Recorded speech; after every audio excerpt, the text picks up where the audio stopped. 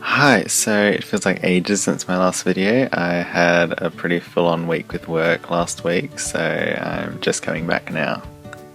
So this is my first 3 watercolour challenge, and usually these are supposed to be a random watercolour challenge, but a while ago I got these 3 Windsor and Newton watercolours and I hadn't used them yet, so about halfway through the sketching of this piece I decided I would use the 3 I had to test them and see the fine quality of them.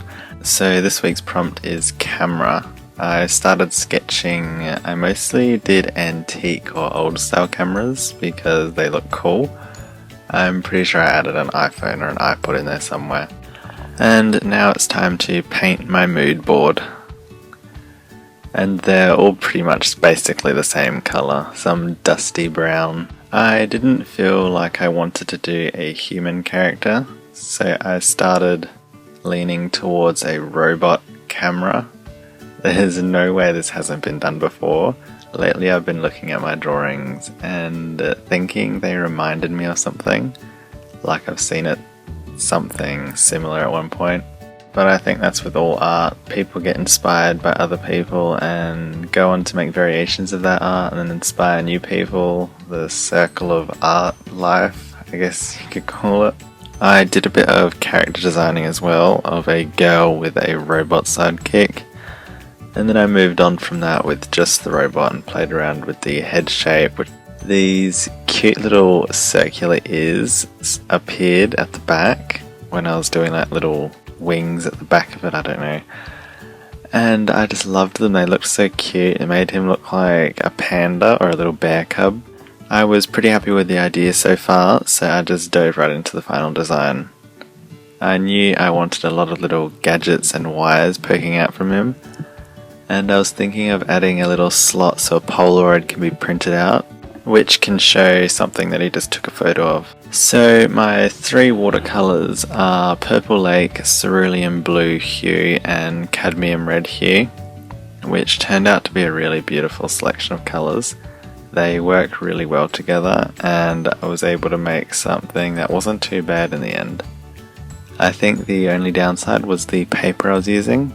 It would reactivate the layer underneath really easily and would give like a hazy or blurry look.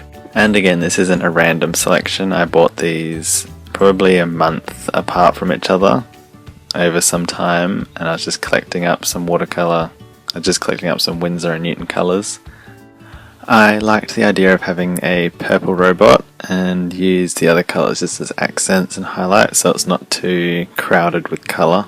So I mixed the Purple Lake and Cerulean Blue to get this blue-violet colour to use as the majority of this piece.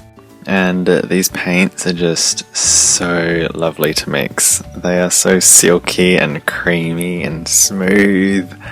Oh, they don't dry up on the palette in a matter of seconds. They're bright and clean. They're just so worth the money. And I really liked the gold I put on the sketches I did at the start, but I didn't have any yellow, so orange it is. And I tried to make grey, but I could only get this rusty bronze colour, which I used for the branches and some of the leaves and a few of the antenna things, I think, and where the camera flash comes out. And obviously I just made the sky with the cerulean blue and then dabbed it with a tissue to make some clouds. The sun must be sitting in front of the character because the photo being printed out is a pigeon with a sunset background, which he just took because I didn't want the blue photo to get lost in the blue sky background. I went around with a white pen and added some shiny highlights and freshened up some of the line work because as you go over it with paint it can dull it a little. And with that I was pretty much done. Thanks for watching, I hope you have a bonza weekend and keep drawing.